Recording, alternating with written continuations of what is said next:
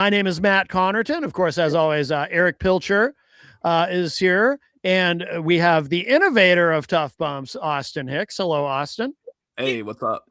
Thank you for your innovations. You're welcome. No.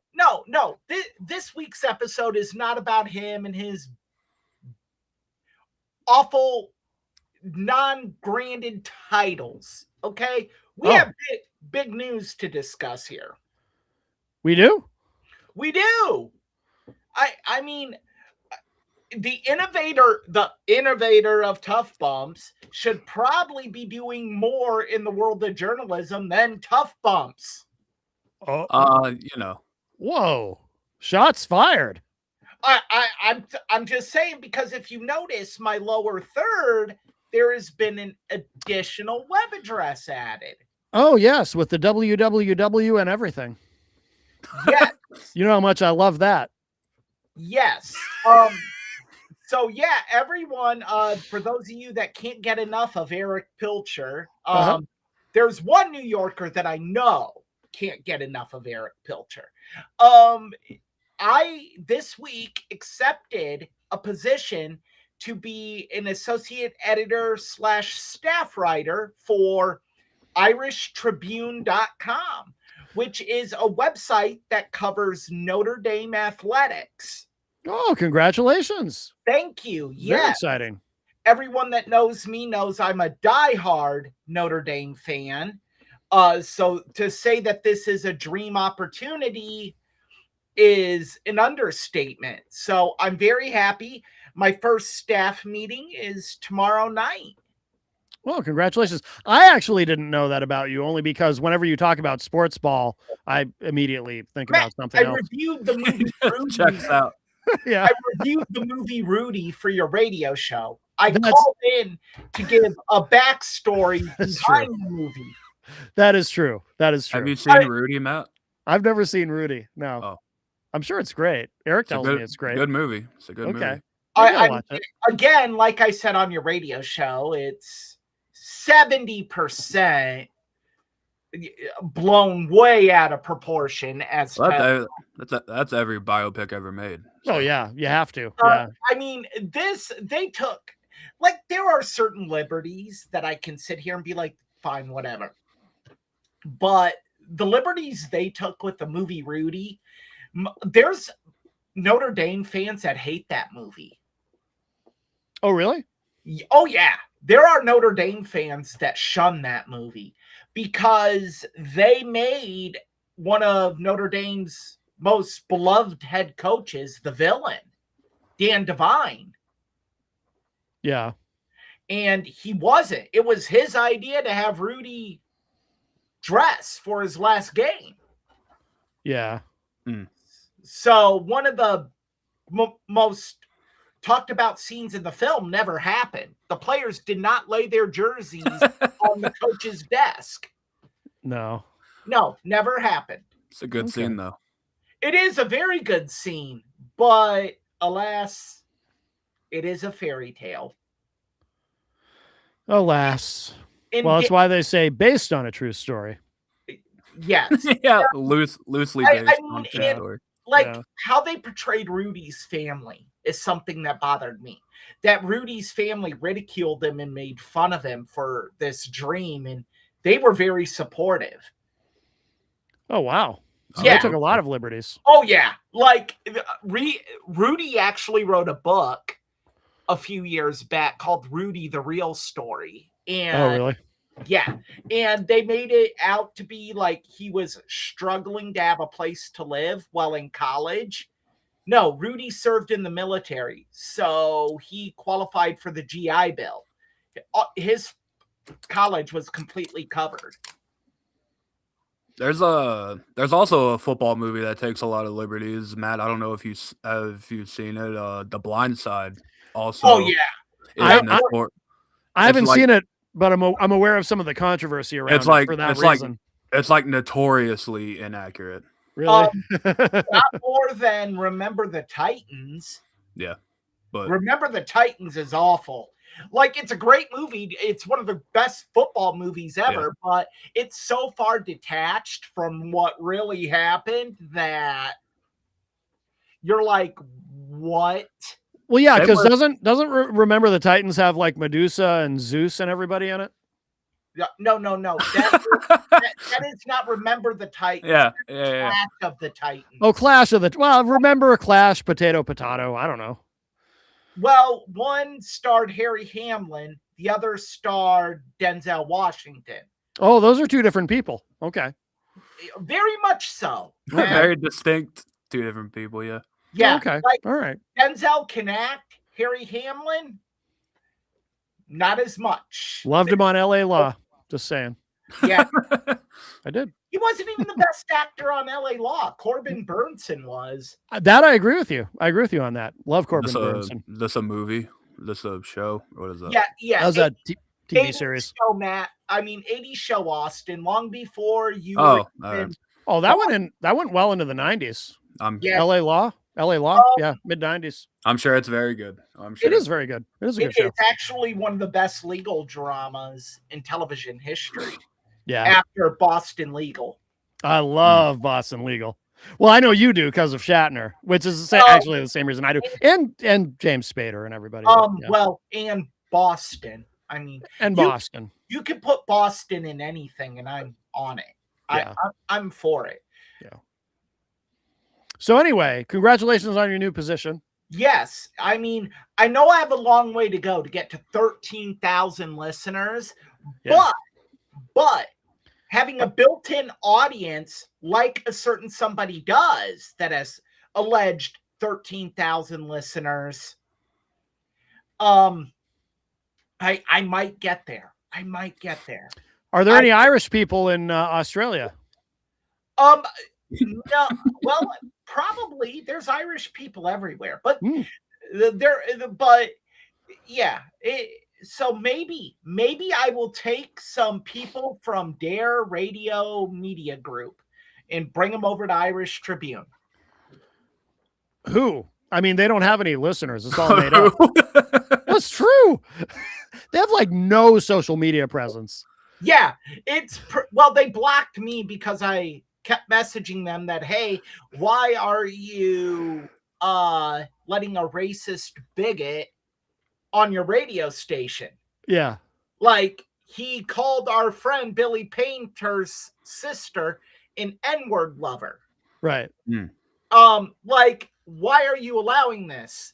Yeah. And the guy who runs the station just basically said what he did before he worked here is of zero consequence, essentially. And it's like, well, no, because if you put him on in his feeble, old, deranged, herpes-infested mind, you are condoning his actions. And Right. then, lo and behold, Joe posted a string of videos basically saying that, yes, that's the way he saw it, that they condone his actions. Right. And they excused what he did. So Dare Radio Group and Radio X condone racism, according to Jose Martinez. Mm-hmm. Wow. Yeah. Austin, you want to chime in on that? I'm good. Bigotry and racism is A-okay. Well, we do live in a time where it seems to be. Yeah. I just posted on Facebook in response to Venezuela and Dominican Republic, possibly being in the World Baseball Classic final, soft as baby poop conservative hate mongers Turning Point USA have announced they will be hosting the Real American Baseball Classic. Are you serious? It will feature Kid Rock playing wiffle ball with Morgan Wallen.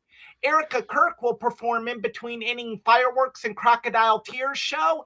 It will also feature a sauna and jeans workout with diseased brain patient Robert F. Kennedy. Very nice. Real American beer will be on tap. Real right. American beer will be on tap. I am still working on that sponsor with Real American Water. We're making headway.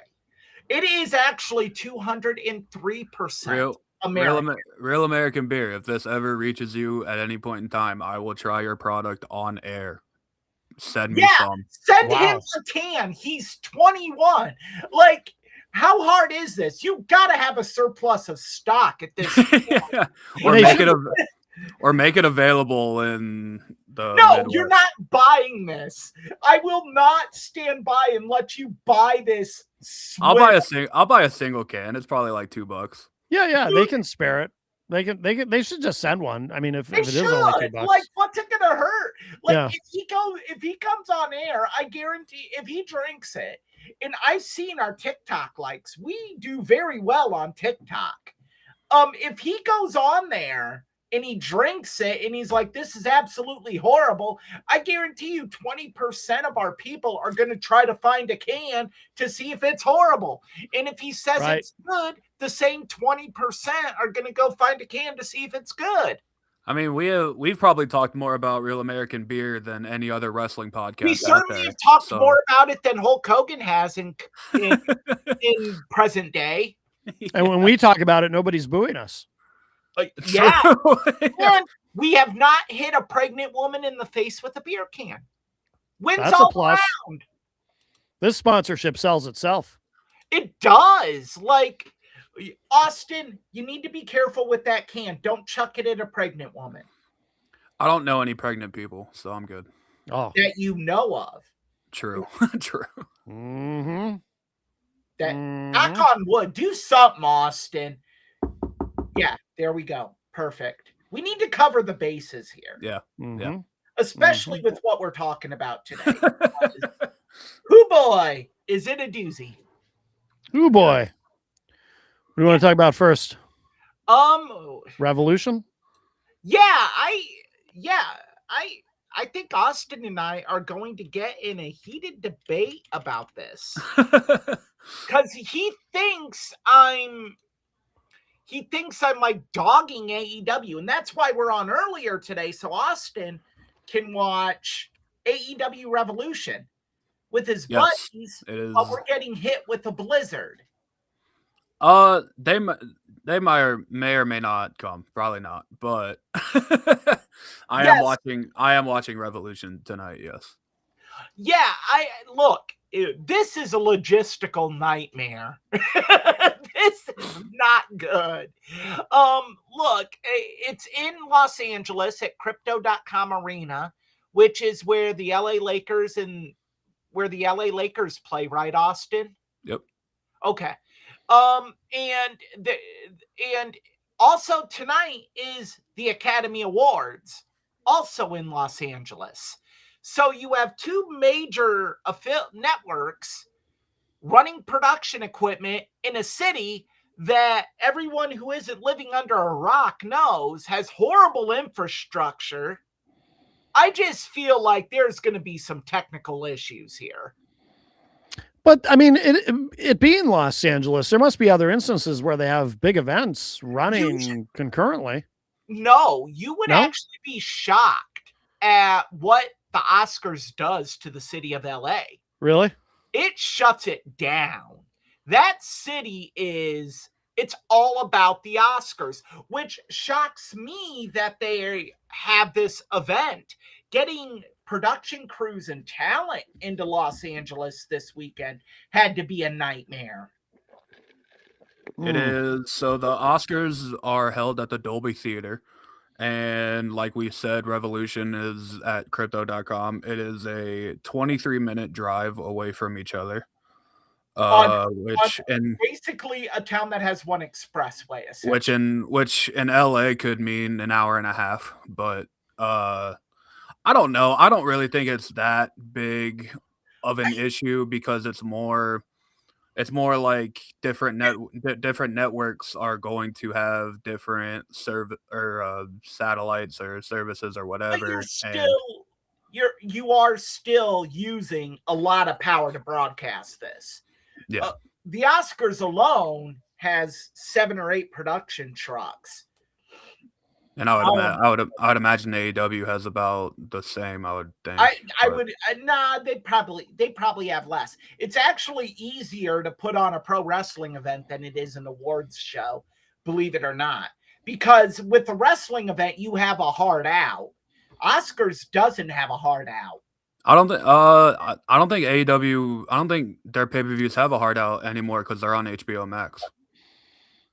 So they don't have to abide by Okay. pay-per-view. I Oh, mean, yeah, good point.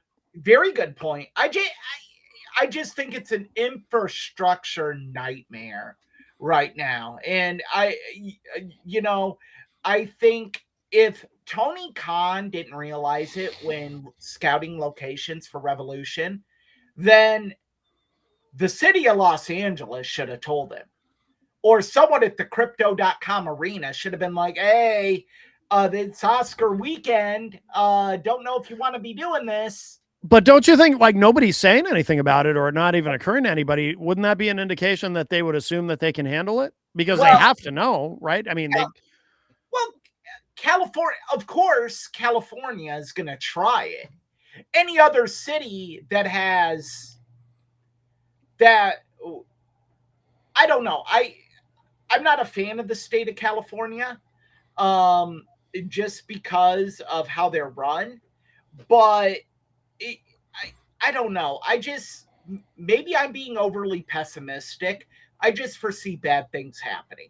I foresee some production issues with one, if not both, productions tonight. oh, we shall see. I think it'll be a good night for AEW. It's a legitimate sellout, It is, which is always great for which you wrestling. And can't say for WrestleMania right now. yeah, you can't say that for a lot of WWE shows right now, which is kind of the over glaring problem. But shout out to AEW. I think it's going to be a good show. I will say this: they have done an amazing job building up to this show. Yeah, I think MJF and Adam Page are going to have a really good match. Great job storytelling. Now, the thing is, when you tell a story, the payoff has to be popular, not universally accepted, because you're not going to have a universally accepted conclusion to a story in pro wrestling. Some people are just going to hate it, but it has to be overwhelmingly popular. So I think we're going to see how much AEW has grown as a company. See if they're able to pay off their major feuds with popular endings. Yeah, and I think the overwhelming popular ending for this show, at least for my opinion, in the space of the internet that I am in, is MJF wins this match. I think that is kind of the only outcome you have here. I think the run that MJF is having with this title is really good. And this run, with the problems WWE is having right now, could close the gap. I'm not going to sit here in Dave Meltzer was on his idiot box earlier this week saying the gap between AEW and WWE is closed exponentially. And he's basing it off ratings, which, as I have said many times on this show, ratings is one of the most archaic measuring parameters out there, because especially now, because AEW is multi-streamed across multiple different services. They have PBS, they have HBO Max, they have an international streaming service. Yes, not for us in the States, but internationally they have a streaming service where you can watch all their shows. So my AEW, is that what it's called? Yeah. And so it's hard to gauge what ratings actually are for AEW. Right. And AEW get around this time of the year, I'm sorry to cut you off, Austin. Yeah, you're good. It gets preempted frequently, especially with TNT having the NHL playoffs, the NBA playoffs. Yeah, so they get preempted or bumped to TBS. And their time slots also move, or they'll go on like an hour later, or they'll move to like Tuesday or Thursday or something like that. So I mean, that's just a greater problem because, of course, if the ratings are off, Dave Meltzer will be the first one to point out those issues. Yeah. But I guarantee you, if WWE were still on USA and having to deal with the Westminster Dog Show and Raw got preempted, Dave wouldn't even mention it. Yeah. Well, there was a few months ago too, and I don't think we ever talked about it on the show, but Nielsen changed the way they do their ratings. They're using this, they call it big data, that tries to factor in streaming and everything because it's so different. And this is something that affects not just television, but the radio industry as well, as I am well aware of, because streaming has changed everything in both radio and television. Does it affect 13,000 listeners? Yeah, because of this, it causes massive inflation. It causes internet stations to just flat out lie about their numbers, especially to delusional sexagenarians. Yeah, like say you have a platform that 13 people care about, you just add 3 zeros and you tell tell a 70-year-old man in New York City that he has all these listeners. That's because of all this streaming. While he's creating videos deriding you for not supporting him. right. Yes. Demanding you give him money. Right. If you do not pay, flip him a few bucks, he will block you. Yes. Dude, is Crazy Joe our Danhausen? No, Danhausen's actually clever. Danhausen's over. You are blocked. That would be funny if he did that. He only does he does that to anyone who gives him a hard time, or of course anyone who's female. If you're an incel, he blocks you. If what? That's what happens when you have to pay for sex. Yeah. You become very angry with females. Yeah, the Herpy King. Yeah. Believe it or not, that guy pays for sex. It's shocking, isn't it? And is a racist bigot with a peace poster behind him. Of course. All right. Anything else to say about Revolution? No, I think it'll be a good show. I hope everything goes well. I have a lot of trepidation about it. And I have a lot of trepidation about how well the numbers are going to do pay-per-view wise for them, because the NCAA brackets are also revealed this evening, which is the start of March Madness. Yeah. So that's it. There's a lot going on tonight. I think for pay-per-view wise, I think AEW, and this is where AEW gets a lot of credit, is their fans are diehard. Like if you are an AEW viewer, you are going to watch AEW.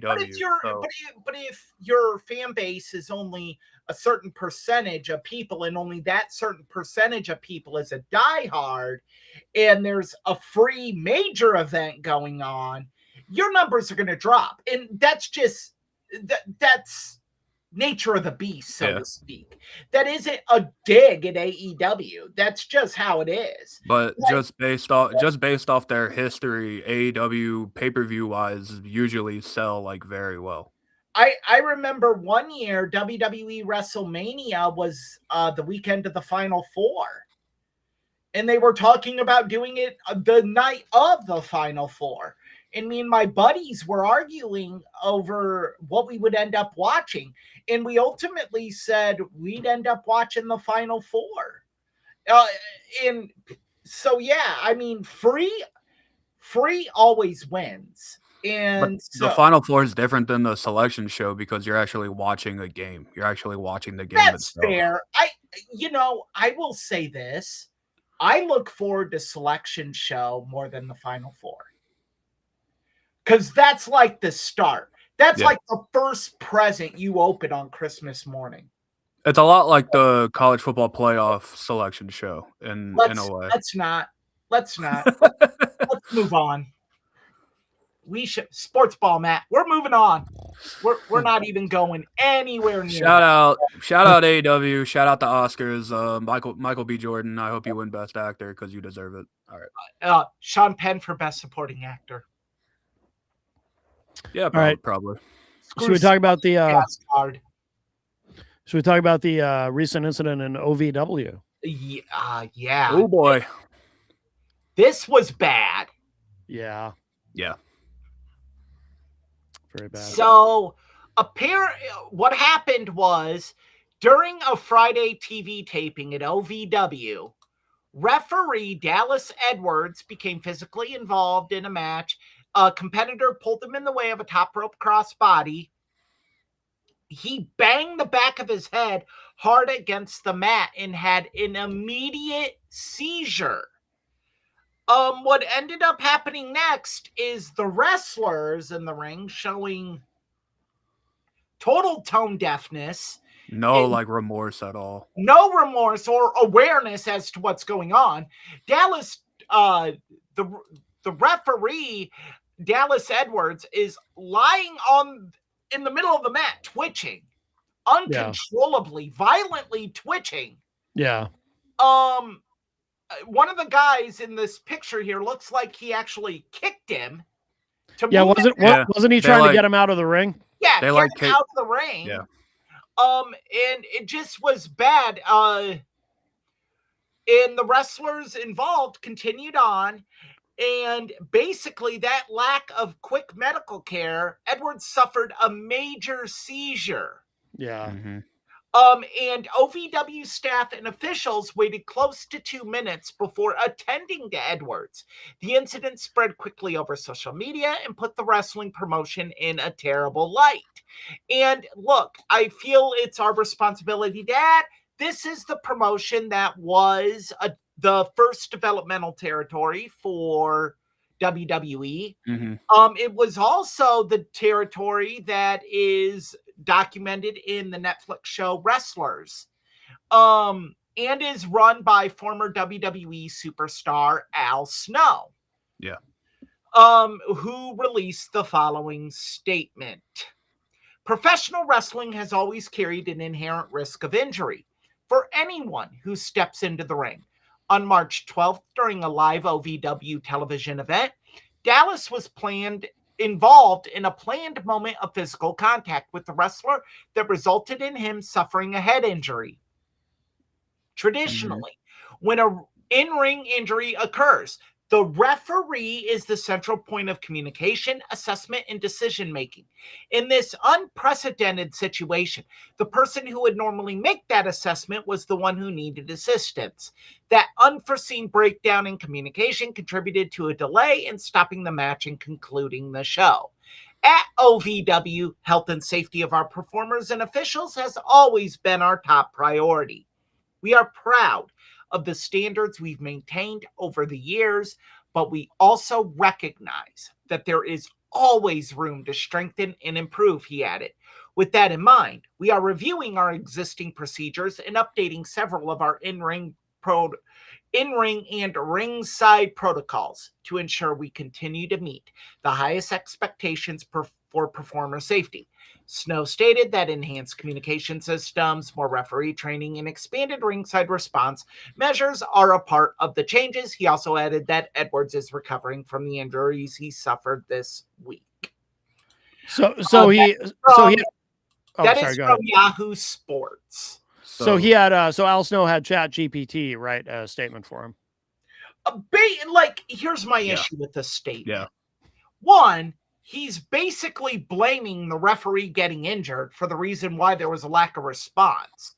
Look, if you have 3 guys in this ring at this point in time, 4, because there's someone on the apron, that don't realize when a human being is violently convulsing in the middle of the ring, you shouldn't go over and try to kick them out of the ring. Stop the darn match. Yeah. There needs to be a greater reevaluation than what you have promised here. Well, I think that so, his statement, which is very, I was kind of kidding about the ChatGPT thing, but it probably was written by an attorney or somebody. Very boilerplate. Very, very. And what the problem is, so there's all this corporate speak about reevaluating our procedures and this and that, but there's really no substitute for just basic common sense and human decency. That's what I was getting at. Like there's a guy gets hurt. Okay. You don't tend to him immediately. It is what it is. That's procedure. That's stuff like that. But when a guy is literally having a seizure, common sense should kick in by that point. Right. And Yeah. like, and him chalking it up to, oh, injury has happened. Like, that is so Bush League. That is so just, I can't even describe it, because there's a difference between a guy breaking a bone or getting a concussion than a guy having a seizure in the middle of the ring, to the What? point where What was the, he needs help immediately. Yes. And there's like, what, like, the guys in the ring are like, oh, I got 2 spots left, I need to get my spot. Like, Well, not you only need, that, like, come on, bro. Like, not only what are we that, but if doing? in the moment they're worried about breaking kayfabe, why can't the babyface? I assume one of the people in the match is a babyface. At least the babyface can go over to the referee and see what's going on, you know. And let's assume that kayfabe isn't dead, because it is. But kayfabe's already broken in this situation. The guy is laying in the middle of the ring. You can tell he has no control of what he's doing. right, Kayfabe is gone. Yeah. Get medics down there. Get someone down there. Like, Yeah. what? This is completely unacceptable. From what I hear, I've never met him. From people that have met with him and people I know that have dealt with him, Al Snow is a great guy. Easy guy to work for. Great guy. Fun, jovial. But what I'm going to say is this. What would happen if Vince McMahon, the night that SmackDown, after everything came out about Chris Benoit, what would have been done if Vince McMahon said, people go crazy, on with the show? Yeah. Right. Yeah. That's essentially what Al Snow did here. This to me has kind of a Rajah Jackson vibe to it. Yeah. Where you've got people just behaving very irresponsibly, and then they act like, and then they don't want to take responsibility for it. Same kind of thing. Well, that's the thing is, at some point, responsibility comes knocking. Yeah. It is going to come knocking on this. I guarantee you, his family is lawyered up. Yep. If he has any form of brain damage from this, OVW is getting sued to high heaven. Right. Yeah. And they don't really, and this isn't part of the topic of conversation, but OVW doesn't really have the money to be sued, if you know what I mean. They went over that on the show, that Al Snow is a bad bookkeeper. And oh, really? Yeah. Like, well, in the Netflix documentary, they make like there's like no wish-wash about it. Like, OVW loses money like rapidly, like every month. So like, I mean, gonna be kind of hard to run shows when this happened. Yeah. Now do they have any direct affiliation with anybody at this point? No. Like, are they part of WWE ID? Nothing? Nothing. Okay. Oh, wow. I think like a year or two ago, they had like people from AEW come in and like, I remember that. Yep. But that's it. Like, they don't have any affiliation with AEW at all. But okay. So they're on their own. Yeah. Well, I mean, their TV shows are live on Triller. Oh, they are? I didn't know that. Yeah, for free. Like, you don't have to pay anything. Yeah. Is there anybody there at the shows? Like what kind of a draw do they have? Full anything? Houses. The really? Yeah. Are reasonably good. Yeah. Oh, okay. I mean, and they do have guys that are popular on the in the IWC. Jack Vaughn being first one that comes to mind, the thigh slap. Yeah. Professional wrestler Jack Vaughn. Yeah, he's like, he does TikToks about like old school stuff or whatever. And I guess he posted something that people just destroyed him for being extremely tone deaf, and he recanted it on his Facebook page. Of course. But you know, this just a bad look. if I were OVW, and it's hard as a business to do this, I think you take 2 months off. I don't see how you can run another show right now with all this bad publicity. Yeah. I don't know that taking 2 months. What does taking 2 months off solve, though? Really, because people aren't going to forget about this in 2 months. I mean, That's true. Right. I don't know. I think you got to keep going and try to generate revenue. You know what? Do the Ian Rotten tactic. Have a charity show for him and just go buy a new big screen TV.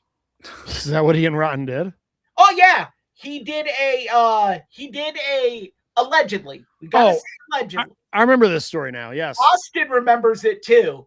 Once I tell it, so he did a charity show for the family. They were IWA Mid-South fans. He did a charity show for their family. None of the boys got paid. He bought the concessions with his food stamp card. The house was covered and raised a ton of money for this family. The family never got the money. Ian said that he got robbed when he was heading to the bank to deposit the money. But 7 to 10 days later, Ian had a brand new big screen TV. Yeah. Yeah. What a guy. Yeah, I was gonna say something kind of like that about a charity thing or whatever. Like, I don't know if OVW does like pay-per-views or special shows or whatever, but if they do, I was gonna say like every pay-per-view buy or every ticket sold or whatever, like proceeds should go to the refs, like medical bills or to his family or stuff like that. The house should go to this ref because I mean, I don't know what the recovery looks like for him. I believe he was discharged from the hospital yesterday. Yeah. So I would assume prognosis is good, but it's just tough. Yeah. Yeah. Tough situation. Yep. It makes OVW look bad. It makes the wrestlers in the ring look bad. It makes Al Snow look bad. Like, no one really looks good here. So it's just a really unfortunate situation. And you would think with the Raja Jackson situation not happening that much long before this, that wrestling would, like, we wouldn't see stuff like this happen so often. I get the comparison between the Raja Jackson and this situation, but to me, they're kind of apples and oranges. Well, they're different, but in the sense of negligence, irresponsible. Yeah, negligence is the through line here. I feel. Yeah. Okay, then I get it. I just think that one is a criminal situation. This isn't a criminal situation. This is more of a civil situation. Mm-hmm. And but yeah, fair. That's fair. I think you look. I feel 10 times worse for this ref than I do Psycho Stu or Crazy Stu. Really? Yeah. I don't know. I feel terribly for both of them, but let's not forget Crazy Stu. I'm not saying what Raja Jackson did is justified. Right. But you don't go up to a trained mixed martial artist and start stuff with him. Oh, no. But I just think it's a lot of. I think there's so much wrong with both situations. And Matt, you're 100% right. The through line is irresponsible behavior and not acting at all responsibly. Right. Probably shouldn't try to put a guy on that has like a daddy complex. You're talking about Raja Jackson. Yeah, I guarantee you that that guy that amped him up, I'm sure there's more to it, that he's like, oh, you're Quentin Rampage Jackson's son. You got to take care of business. Mm-hmm. Yeah. Yeah. So, whatever. Just in an unfortunate, awful situation. Yep. Yeah. All right. Well, should we move on to the heel turn? The big heel turn? Yeah. Randy Orton, of course. 1,800 days this face run lasted. Yeah, it was. It's It was not since WrestleMania season unless Cody Rhodes gets his head beat in. Dude, this is like the third year in a row for this guy now. Like, you got to stop making friends or something. You know what? I don't even think the sign point is the indicator that we're on the road to WrestleMania. No, I like think the indicator is, did Cody Rhodes bleed on Raw or SmackDown? Hey, it worked for Hogan. All Hogan's friends would betray him and then beat the shit out. Beat the heck out of him. Sorry. They who had money on Matt blowing the PG rating? I know. Can I just say, okay, I have something to say about this. So I liked it. Jenny and I finally got around to watching it this morning. I liked it, but I cannot help but wonder if there was a missed opportunity here.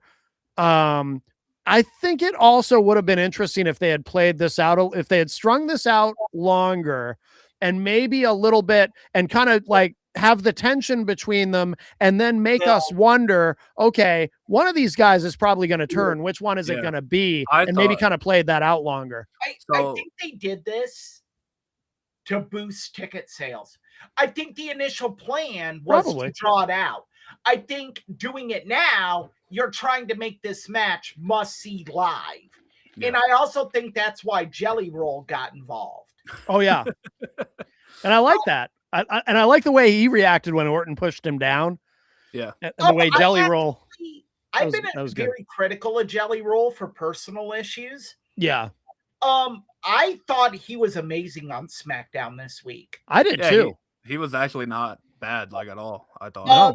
Yeah, I think he did very good, and I think I don't like the direction they're going.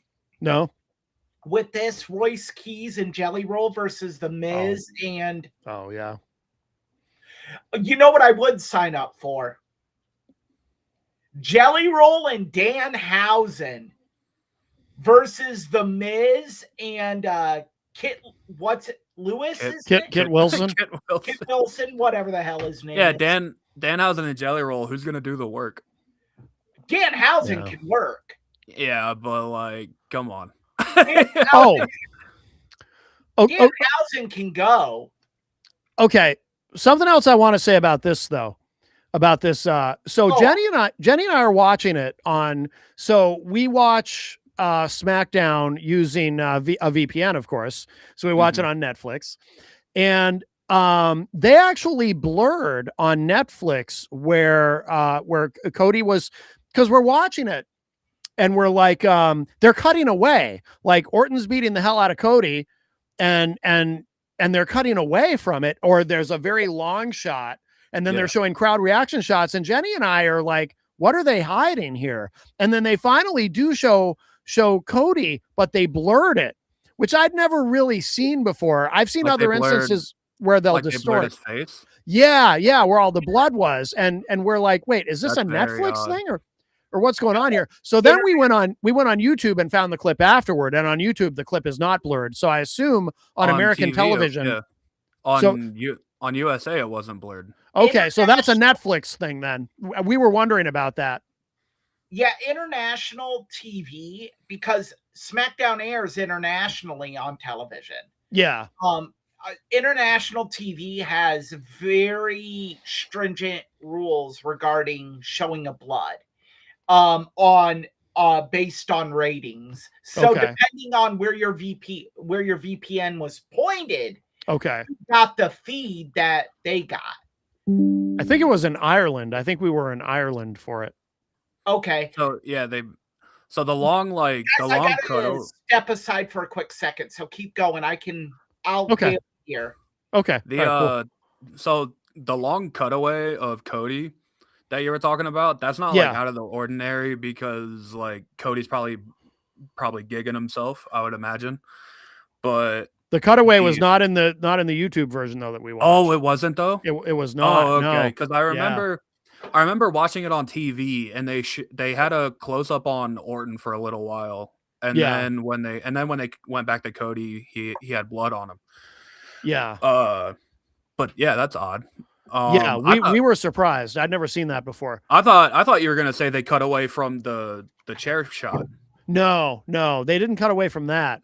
Yeah, it was just him bleeding. Because the only thing I'd ever seen like that before was, sometimes you'll see clips where, not recently, but going back, like where they would show where there's a lot of blood, where they change it to black and white.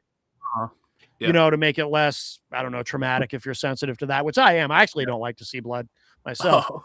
But I'd never seen them use a blur effect before. Yeah, that's odd. I've never seen that. Yeah. But going back to the Orton heel turn, I think it was a little early. What I thought was they were gonna build tension. They were gonna, like you said, like someone's gonna turn on someone. But I didn't think the turn was actually going to happen till WrestleMania. I didn't think Orton was actually going to do the turn until the match itself. Yeah. It's cool that they did it here though, because we actually get heel Orton for a long time, which, Orton, since he's been back since 2023, has kind of been this, I'm happy to be here, crowd singing my song and like RKO, stuff like that. Like he's just happy. But at the end of the day, Randy Orton as a heel is just so, in my opinion, so much better than him as a babyface. He can work both really well, but Orton as a heel, and in this segment, I think Orton was great. I think he was amazing in this. I think I love the segment. I love the turn. I loved everything about it. I especially loved Randy coming back out through the crowd with the chair to deliver the final shot. Mm-hmm. That was very smart. I think, again, my big point is they did it now to boost ticket sales. And that's unfortunate, because I think we're all in agreement that if you built that tension up as we go,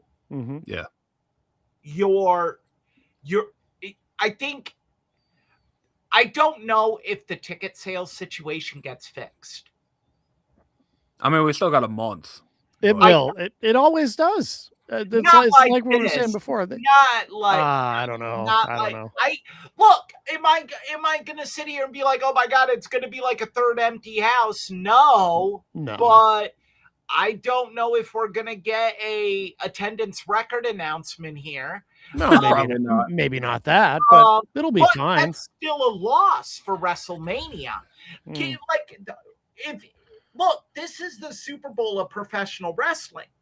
If you're not going to hit an attendance record number or close to it, or if you're like 10 to 20% below what you did last year at the same venue, that's a failure.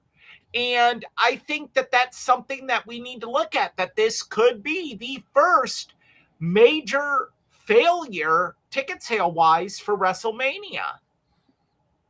I doubt it.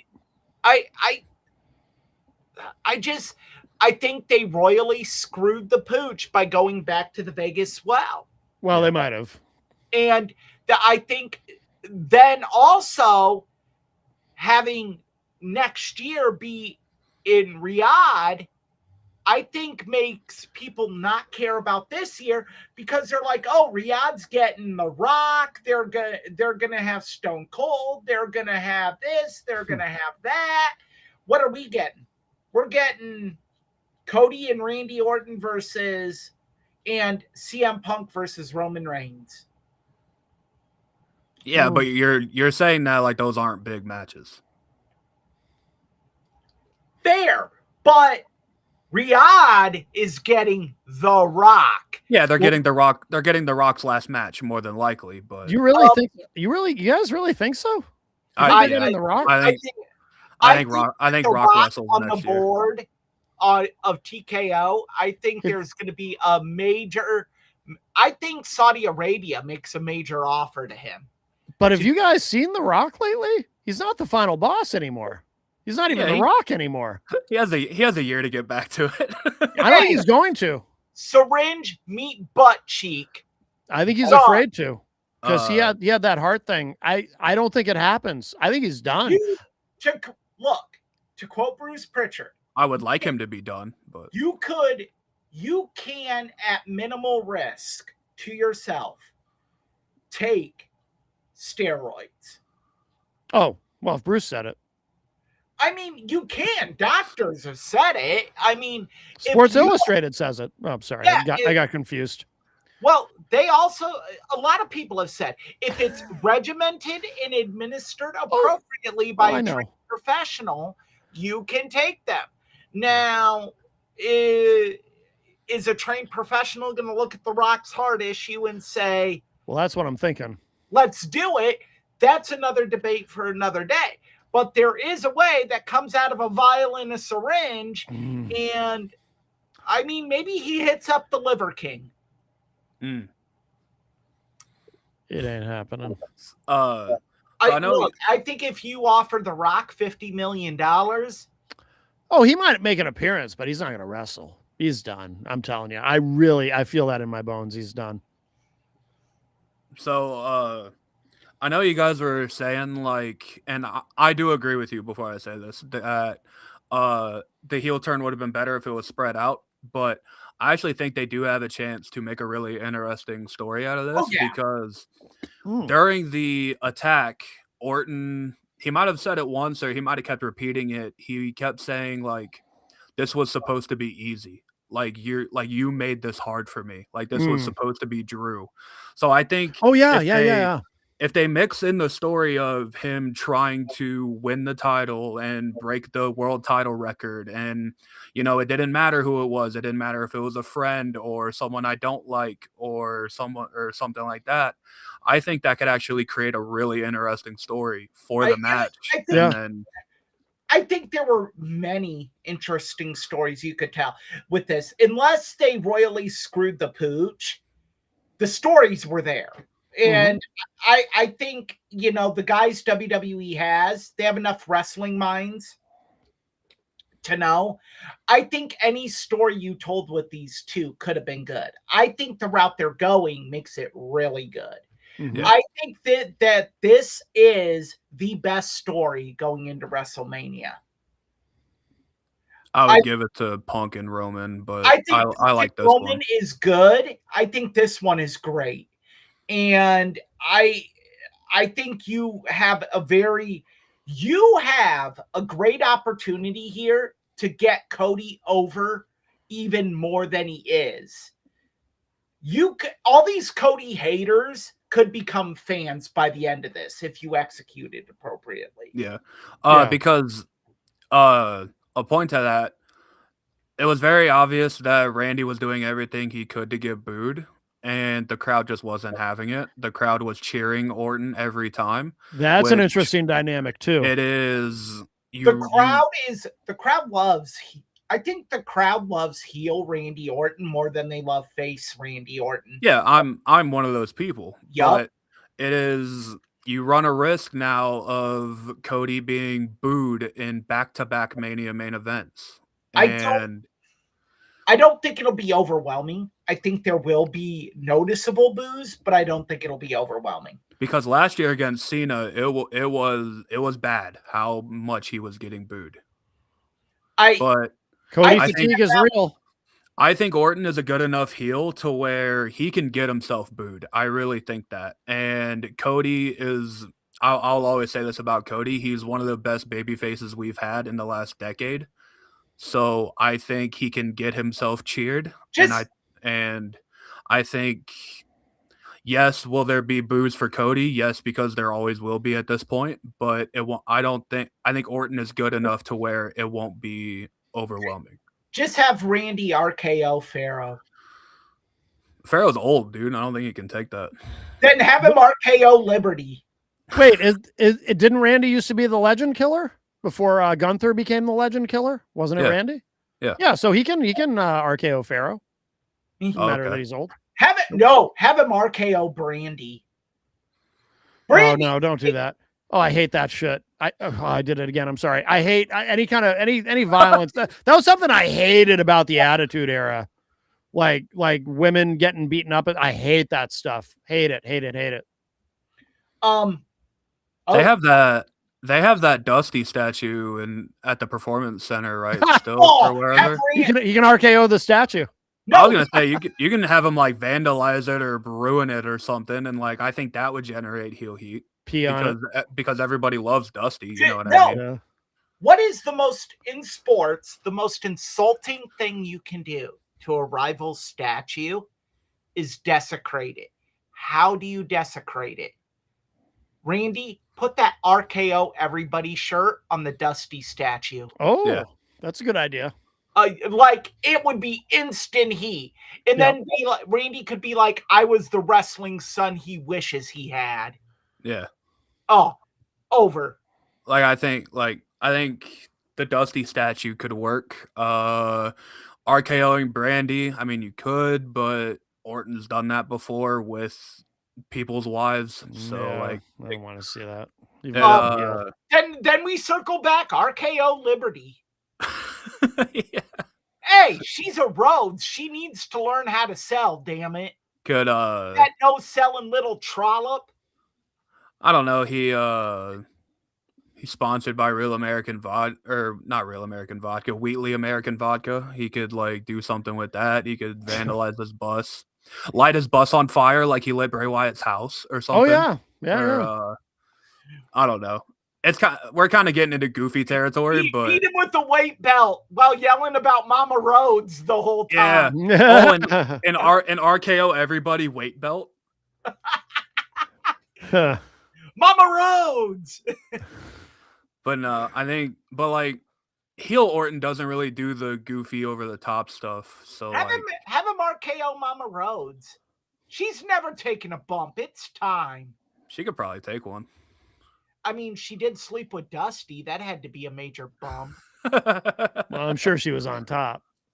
I would hope so. Never mind. Nope, not going there. But yeah. All right. Respect Dusty.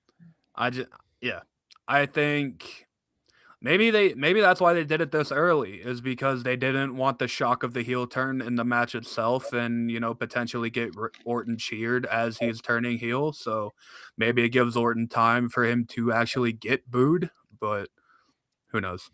Yeah. Who knows? It's going to be interesting to see what roads they go down, and interesting in a good way. I still think the ending of this match should be Orton winning, but now with him being a heel, I don't know how likely that's going to be now, but I don't know. All right. Well, should we move on to let's see, we got Saturday night's main event? Yes, the next Saturday night's main event has been announced. Fort Wayne, Indiana, May 23rd. Tickets on sale this Friday at 10 a.m. for those of you that want to go to Fort Wayne, Indiana in May. They just can't let AEW have a weekend to themselves. No, they certainly cannot. The next night is AEW Double or Nothing. I mean, and it's 3 consecutive weeks of WWE hosting a major event. Oh, yeah. Yeah. That doesn't stop them anymore, though. I mean, I think you run the risk, though, of people just getting withdrawn over it. Oh, yeah. Backlash is in May, isn't it? It goes Backlash in Tampa, Florida, Saturday night's main event, then Clash in Italy on May 31st. Oh, by the way, the last Saturday night's main event, I noticed something. I don't think we ever talked about it on the show. They seem to be phasing out the whole retro thing. That for the first time, they did not use the old song. I think they changed something else too. Like there's a little bit of a retro reference in the beginning, but for the most part, they've done away with that, which I'm kind of sad about. But I don't know if they're phasing it out because wasn't the last Saturday night's main event Cena's last match? Yeah, but they So- used to use the old song though. I They were know, still but- yeah, and they took that away. They had a completely new song. I was thinking maybe they did that for just the special occasion that show was. Maybe I don't know. Well, no, but- because they were doing the retro thing all the way up Right. to that, and then Right. on the last one they made it. They Okay. changed it. They just made it Yeah. modern, and I was like, oh, which almost defeats the. It's almost like, well, what's the point of even having Saturday Yeah, Night Main Event? It was kind of. I thought that was kind of the whole reason to bring it back was That- to have kind of like a retro feeling show. Yeah, that's what I thought too, and I guess Yeah. they're over it now. Maybe now that they're not on NBC anymore, but only on Peacock. Right. Maybe they just maybe they figured, well, that lineage is broken, so screw it, we'll modernize it. Do you guys actually like these newer Saturday Night's Main Event shows? No. I No. actually I do, but for me it might be again the nostalgia because Right. Saturday Night's Main Event when I was a kid was the first wrestling show I ever actually sat and watched that Okay. got me hooked on I it. think it's funny we're talking about Saturday Night's Main Event because Saturday Night's Main Event is the precipice to the event WrestleMania for- 4. Yep. Yup. Yeah, yeah. Because these newer ones, like, and this might just be my age and like how I view wrestling, like nothing really happens on these shows a whole lot. There's Like not a must-see TV There's feel these- to it. these feel like house shows that are televised. Yeah, kind of. I agree. I agree, Austin. For me, when I was growing up, Saturday Night's Main Event was a big deal. It was must-see TV. But like I see it now and I'm like, I'll read a recap. I don't know. I still think it's worth watching. I mean, we did see Cena's final match on Yeah. it. I mean, and we did get to see Goldberg's final match. That's And true too. Yeah. especially, after Goldberg made sure that some people didn't have final matches. True. Just I out there. I watched the newer Saturday Night's Main Event if there's like a match on the card that I'm interested in. But maybe with Goldberg retiring on it, Cena retiring on it, could this be the new like tradition that somebody retires on these shows or something? Right. Like I don't know. But Saturday night retirement home. yeah. Saturday night retirement fever. Ugh, easy. But it could be What, Matt? Nothing. You could have the intro be the retiring wrestler walking with the paint can like John Travolta in Saturday Night Fever. That's a good tie-in. It's a great soundtrack. It is. It is a good soundtrack. And John Travolta is like cool. Like I don't care what anyone says. I still think he's the king of cool. John Travolta is my Steve McQueen. Oh, okay. I mean, because they, in the 80s, you had Grease, you had Urban Cowboy, you had Saturday Night Fever. That would Never- air on cable network television all the time. I've never watched Urban Cowboy.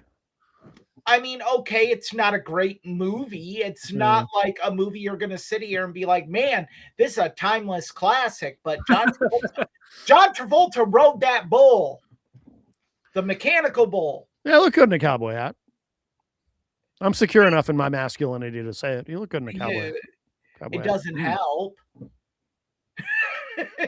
so this Oh, show the great George Costanza. so this show's at Fort Wayne, Indiana. It's actually at a historical wrestling building. I was gonna Oh, say it it's is? not. The It's War not at the- Memorial in Fort Wayne, Indiana. Oh, What do you mean? Explain, Eric. What do you mean historical? Well, the War Memorial hosted a lot of. I mean, it's a landmark arena. It was where they filmed the movie Slapshot, Oh, okay. and the hockey scenes there. Well, CM Punk will be excited then. Yeah, like Fort Wayne, Indiana. The War Memorial hosted a lot of great events. Okay. I think Austin's looking them up now. For what? They've also hosted Saturday Night's Main Event before, I believe. Okay. like Um, recently. Well, in the 80s. Oh, Also, Notre Dame hosted a Saturday night's main event. Okay. They said we're live from Notre Dame, Indiana, which is What? Really? yeah. I didn't know that. They're That's like, odd. we're coming to you from Notre Dame, Indiana, and Ooh, it's That's very odd. no, it's South Bend, Indiana. Oops. Yeah. Potato. you knew what they were talking about. Yeah, they both have consonants and vowels. I didn't. Whatever. When I was a kid, I didn't care. Right. But being a Notre Dame fan, as I've gotten older and I watched that episode of Saturday Night's Main Event, I'm like, Vince McMahon, you're an idiot. So for these Saturday Night's Main Event shows, the newer ones, the reason why I keep watching them is I'm just waiting for the time like something big actually happens on these shows. We're due for a title change to happen on one of these shows. And you can count Punk and Jey Uso or whatever, but that title was vacated. Like there wasn't like an actual title change. But like I'm just waiting for like something big to happen. Like maybe a main event level match on one of these shows or a title change. Maybe they're gonna change the name. Maybe they're gonna change it to Saturday Night's Main Event Hausen. Oh, him be like the host. I'd watch that. Danhausen could do anything right now, and I would watch it. It should be Danhausen and Jesse Ventura on the. That would be I epic. love that. Oh my god, that would be Jesse awesome. Ventura would like have a conniption, I think, trying to understand Danhausen. I don't care what anyone says, and I hate the hate that he's gotten on the internet from the internet fans. Danhausen is the best thing in WWE right now. Oh, I love him. And it isn't even close. When he met the Bella twins, said they were clones. They were clones. No, everything he does is amazing. Absolutely. Yeah, he really does a great job. Yeah. And I love the fact that they have him go out during commercial breaks and give away t-shirts. Yeah, just free t-shirts. And I don't know if you guys saw the video of him stealing one of Cody's weight belts. I did not. I don't think. He stole one of Cody's weight belts because he went to sign it, and the guy's like, "No, that's not." Oh, I did see this. And he's like, and he goes, "Okay." So he signed one of Cody's pictures, Danhausen. Yeah. And he then went ahead and stole one of Cody's weight belts and put it on and just walked off wearing it. I'm waiting for Danhausen to be on one of their like podcasts. Like maybe Cody the WWE Raw recap this week. Yeah. Like he should like stole the show. I want him I think it would be cool to have a full in character interview with like on Cody's podcast, or I think even Undertaker's podcast with Danhausen full in gimmick would be hilarious. I don't think Undertaker would know how to deal with it. I think if somebody like touched him up on it beforehand, he would roll with it. You know who would be funny? Matan Evan? What? No, kidding. Put him on Stephanie's podcast. Oh, what's your story with Dan? Yeah. It's just the most like crazy thing you ever heard. Stephanie McMahon has no idea what to say. Are you in charge of me being inducted into the Hall of Fame? Yeah. Are you inducting Danhausen?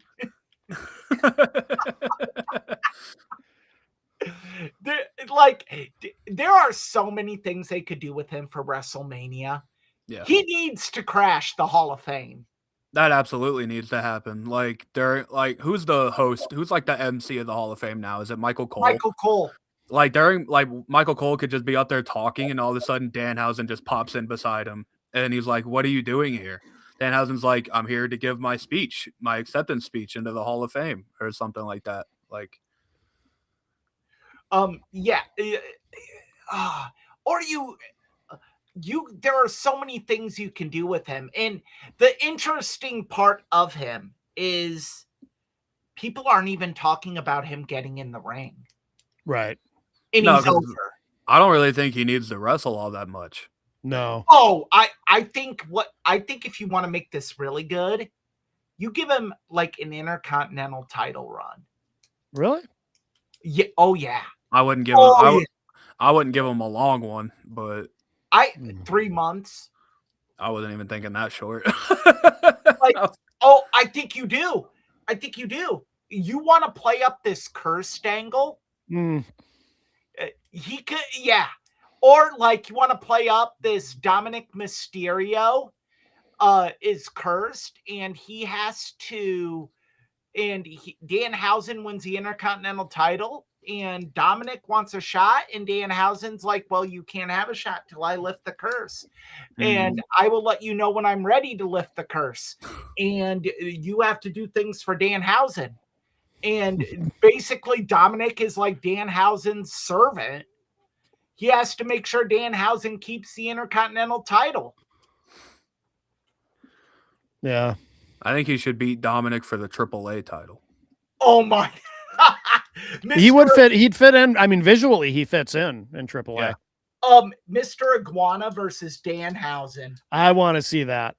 That's a WrestleMania match. I want to see that. It's up there with the historic WLC match. The WLC match is awesome, actually. Yes, it is. I like that match a lot.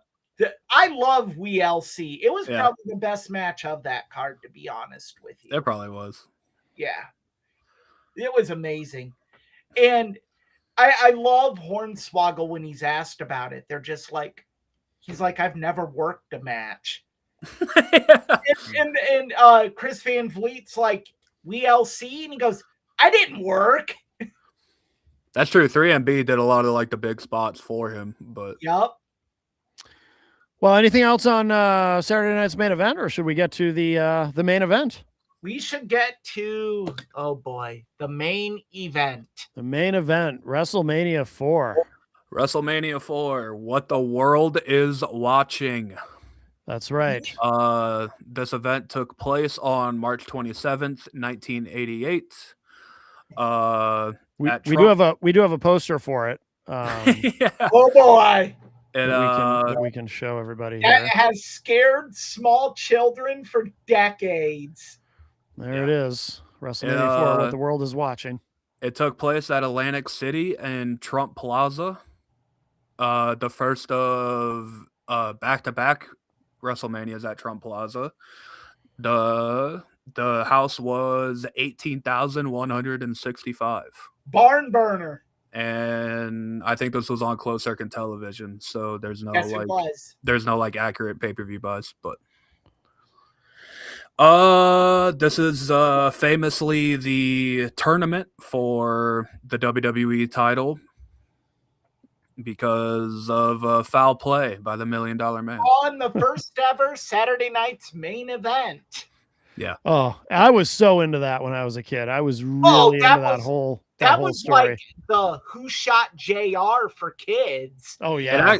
That whole thing actually holds up really well. Like it today. does. Yeah. And you know who makes it hold up? Dave and Earl Hebner.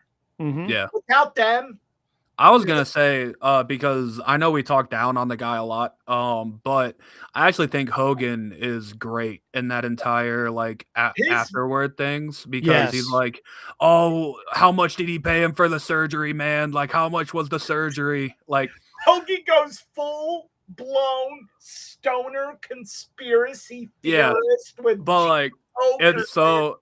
But it's actually like very good. Like Hogan's whole performance. Because like if you're a kid and you're watching that, you don't know that Dave Hebner has a twin or whatever. Right. Yeah. Because if you did that spot today, like it'd be on Twitter immediately, like, oh, this is his twin brother. Like it's like a thing. But as a kid, you have no idea. Right. And oh, and by the way, I just remembered something too. That was not on Saturday night's main event. That was on Friday night's main event. Yes, because the main event. You're right. It was just called the main event. Yeah, because that aired in prime time. That was the first time because it was it was, you know, part of the Saturday Night's Main Event canon, so to speak, but it was a special Friday edition. It was live because Saturday Night's Main Event was always pre-recorded, obviously. This aired live on NBC. From Indianapolis, Indiana, Market Yep. Square Arena. Yep. And I was watching it with my friend Dan, and we saw Hogan lose, and we were stunned. We didn't expect that to happen. And then one of the greatest, most underrated characters in pro wrestling lore, President Jack Tunney. Yes. It's so underrated. Yeah. Decided that the title was going to be held up in abeyance. Yep. And the logic, I mean, this was an example of very logical storytelling because it all made sense. He said, you know, Andre the Giant surrendered the title according to the rule book. Champion may surrender a title at any time. So therefore Andre is not the champion, but Ted DiBiase did not win the title in the ring via pinfall or submission. And therefore Ted DiBiase was also not the champion. And therefore the title was vacant. Jack Tunney was just so good. Yeah. At those moments. And he made it big when you saw him on your screen. Yes. Because you knew if Jack Tunney was on your screen, stuff was about to go down. Yes. So I was very curious what the television rating was for that Saturday Night's Main Event. Yeah. The match between Hogan and Andre just by itself, it drew an estimated 26.6 million viewers. Wow. which is one of the highest rated wrestling match of all time. I want to look up something because I want to see where that compares to what at that time was the highest watched television program ever. And a thing about that, I think it's actually cool that Andre's like reign is actually recognized. Like he's actually recognized as a former WWE champion now. Oh yeah. Yeah, because really cool. Because according to Jack Tunney, he was the champion briefly, and then he surrendered it. So technically, yes, he was a champion. But like, I think that's really what made the $1 Million Man gimmick like so good is that like he can really buy anything. Like he can buy a championship without actually having to wrestle for it, which I think is great. I got curious to see where it matched up against the most watched television program in the history of television. The moon landing? No, Roots, episode 8. The final part of Roots had an estimated 36.38 million households. Wow. So it did roughly 10, a pro wrestling show did roughly 10 million less. It is, I think it's still the record today for the most watched wrestling match of all time. Yes. Yeah. But again, to just shows the magnitude of those two and the event and what it meant. That it only drew, and people are listening to this and they're like, oh, it's 10 million, Eric. A pro wrestling match. Yeah, one match. One match. Yeah. Drew only 10 million less than a landmark miniseries that is still revered to this day. Yeah. Like what? Like, yes, 10 million is a large gap, but when you put it into that context, it is I saw it and I'm like, whoa. Yeah. Because that was the first time Hogan and Andre had wrestled each other since WrestleMania 3, right? This was like the rematch. I think they might. Was Survivor Series before this or after this? I think it was before. Yeah, they would have wrestled in that Survivor Series, but not one-on-one. I'm talking like one-on-one. Okay, like, yes, one-on-one, yes. Yeah, but and then the story going into WrestleMania 4 is great. Mhm. This is one of those things that when you have a good idea, but the execution just absolutely sucks. Yeah. The, I mean, like, some of these tournament matches are god awful. And short. Yeah, Don Morocco versus Dino Bravo, 4 minutes 53 seconds. That started hot though. You had the One Man Gang versus Oh, Bam yeah. Bam Bigelow that went 2 minutes and 56 seconds. Yeah. Yeah. And then you had a random singles match. Watching it this week, I was like, the Ultimate Warrior defeating Hercules in 4 Yeah, I minutes remember that. 29 seconds. That felt so out of place. It did. Like, Yeah. But the one thing I will say that this card gave us was the beginning, the jump start to Bret Hart's career. Yes. He is in the Battle Royal that opens the show. And it turned him face. Yeah. Which is interesting because logically, and I understand why they did it the way and I was very excited when I was a kid because Bret was already one of my favorites.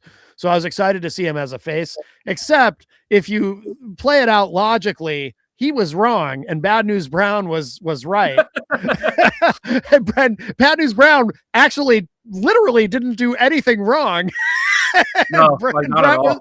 Bret was being a poor sport, which is interesting because it almost hints at his later Canadian hero gimmick, right? He's this bitter guy who's mad because he lost. Like that. I always looked at it as Bad News made an agreement with Bret and then turned his back on Bret. Right. Well, that's how we were supposed to take it, but it's like looking back at it now, it's like, well, wait a minute. Actually, you watch the actual match. Bad News Brown doesn't do anything like wrong at all. Right. Yeah. Exactly. And probably not a guy we're gonna be able to talk a lot about on here.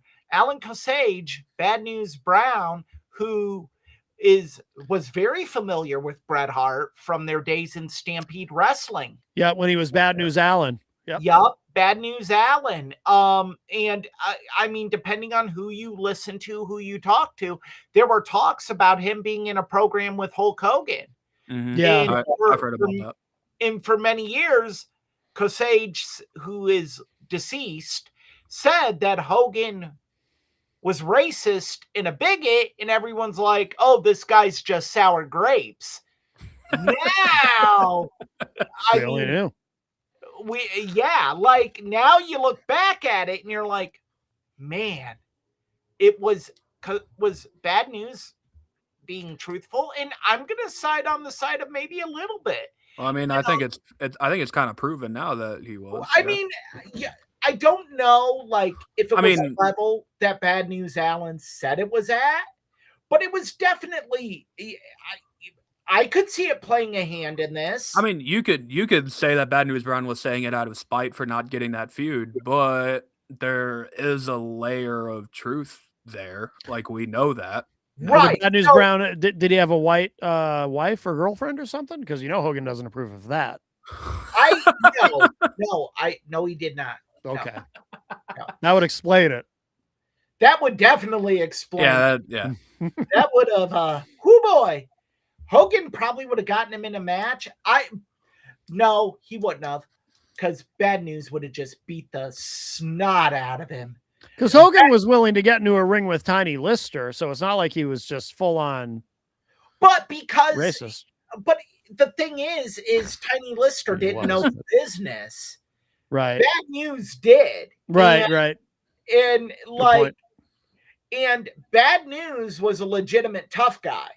If he didn't want to do something, he wasn't going to do it. And I don't think you were going to risk that with Hogan at that stage. Right. Because if you put Hogan with that guy and Bad News does something to him, yikes. Yeah. And look, The battle royal was interesting to me. I think that jump started Bret Hart's face turn because at WrestleMania 5 they were faces in there. You know what was interesting about that too is the way they did it where so he's in this tag team, the Hart Foundation, who are heels. And then because I remember being interested in this when I was a kid, like, okay, so obviously Brett's a good guy now. What does that mean for Neidhart? Are they both good guys by default? And then they did that thing where Jimmy Hart was still coming out with them to the ring, but then they were getting fed up with Jimmy Hart. So it was kind of like, Yeah. It was interesting the way they did it, and then of course, so they both turned face, but I liked the way it played out. And there was some attention to detail there that I really enjoyed. Oh yeah, they played it very well. Yeah. And I think at that point, Matt, you weren't the minority, you were the majority. I think WWE realized that people were starting to gravitate towards the Hart Foundation. And keep in mind that they were really their tag teams were very heel heavy at that point too. So they needed a great face, believable face tag team. Yeah. And the Hart Foundation certainly fit that bill. Yeah. Yeah, because for face tag teams, I mean, in this era before the Hart Foundation turned, like, who did you have? You like Strike Force, maybe? Strike Force. Sorry. British Bulldogs. The Killer Bees. Are the Killer Bees still around? Oh yeah. Yeah. They were in the Battle Royal. Yeah. No, one of them was Brian Blair was in the Battle Royal. Why wasn't Jim Brunzell there? Was he injured? I think he was suspended actually. Oh, okay. That checked out. Yeah, I think Jim was suspended. I mean, like going back to the tournament, like how many people are in this tournament? There's like 16 people in this tournament 16, or something. And it was supposed to be 16 of the top guys. But if you're gonna have the top guys in it, why wouldn't you just have the Ultimate Warrior and Hercules match be a part of the tournament? I wondered that too. And like if it's supposed to be like just top guys like Don Morocco and Dino Bravo. I mean, Don Morocco being in it is fine because you could probably ask that match. Honestly, Butch Reed being in this tournament, like what are we doing? One man gang. Like you wanted, I think when you had Butch Reed in it, you wanted that. Like I get you needed someone that you Savage needed could that beat, dynamic, that contrast. Two guys that are personality wise kind of identical, but you needed a guy that was bigger than Savage. Yeah. And Butch Reed was just chiseled. And you also had the Doctor of Style Slick. Slick is awesome. Yeah. Slick is a pastor or was a pastor. Yeah. I'm just saying, instead of like 16 people, like this tournament could have honestly just been like 8, and it would have been a lot better of a tournament, I think. I mean, I like how they played it with Savage, because Savage was the underdog in every match. Yeah, it sets up Savage like really well. Got him over like Rover. Yeah. I mean, I think that was probably that was the goal of the tournament. Right. Which at the end of the day, cool. And it was so cool too, the way that he and Elizabeth had different outfits for every match. Every time they had matching outfits, but a different outfit every time. That was awesome. So cool. Loved it. I think that the other thing I hated is if you're gonna give Hogan and Andre a bye, why wouldn't you just give them a bye to the semifinal? Like, I did, or like, oh, they got a bye into the second round. Okay, so your top match is in the second round, right? And then you have, because of the route you want to go and the direction you want to go, you have this hokey finish. It's like really bad. That match is actually probably the worst Mania match Hogan had. Well, there's also the issue of it also doesn't make sense. Hogan hits Andre with the chair, so why isn't Hogan disqualified and Andre advances? Yeah. That made no sense. But poor Andre too. He couldn't do anything at that point. Oh Oh, man, he was. I was just getting ready to say that Andre at this point he can hardly move Yeah, anymore. it was Like rough. it's sad to watch, It honestly. is Yeah. like just between WrestleMania 3 and WrestleMania 4. Yeah, Because The- Mania 3, he's not in great health, but he can still move around. Like he can still do go. stuff. Yeah. yeah, But by the time we got to Mania 4, you can just tell that there's just not much left in the guy anymore. yeah.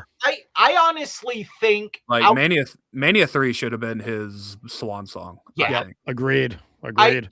and then the next year at 5, he couldn't even work the tag match. No. It had Yeah. to be Haku doing it Yeah. all on his own. Yep. Yeah. So look, I think if we're gonna outside of the final match, which we'll get to, I think the match of the tournament was without a doubt Rick Rude versus Jake Roberts. It was all right.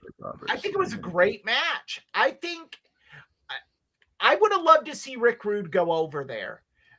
I think if you have Rick Rude go over, you give. I think if you would have finagled it to where the winner of Rick Rude and Jake faced the winner of Savage and Reed. Yeah.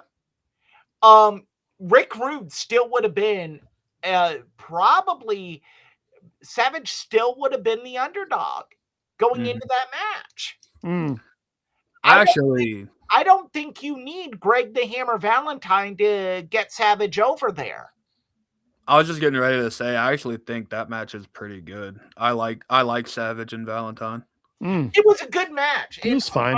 Macho Man did a great job of having a different match with each opponent. He did, yes. Yeah. But they also kept them relatively short because, you want to keep him fresh. Savage and DiBiase were the main, so you kind of had to. But. Yeah, and you can't risk Savage getting injured or something.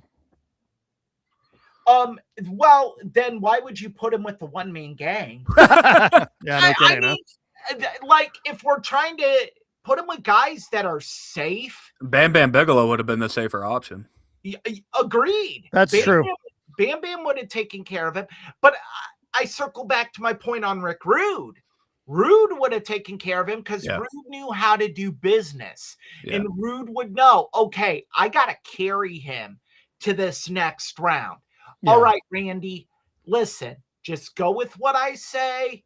We'll get there. It'll be fine. Yeah. And plus the babyface pop of him beating Rude and DiBiase in one night, that would have been insane.